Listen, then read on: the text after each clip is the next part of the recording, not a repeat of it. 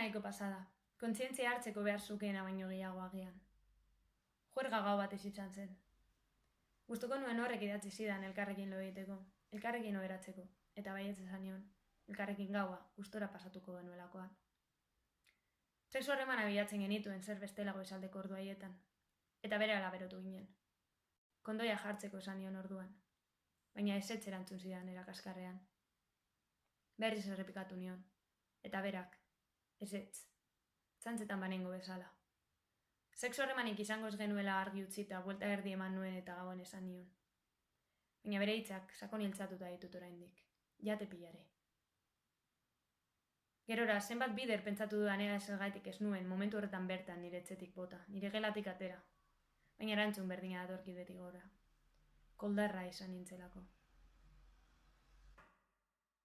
Biharamunean, larroa jotzen izartu nintzen. Larroa jozedan. Nire gainean korritu jantzi eta te tendrás que dutxar edo horrelako zerbait esan esalde egin zuen.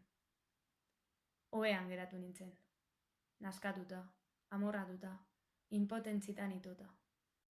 Eta gehigizkoa iruditu daiteken arren, bortzatua. Bortzatzea ez delako soilik indarkeria kontua. Bortzatzea indarrez behartzea ere badelako. Non indarra, ertzatzeko almen gisa uler daitekeen.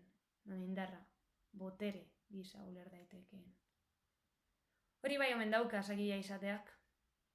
Nolabaiteko ahalmena ematen diola gizabanakoari, jokoaren arauak ezarri eta bete arazteko. Bitartean nik zenbat buelta eman dizkiodan nire buruari, zenbat bider sentitu izan dudan errua nire gain. Koldarra izan nintzelako, utzi egin nintzelako. Nik ere nire hitza gutxietxiko banu bezala. Baina kontzienteki badakit ezetz.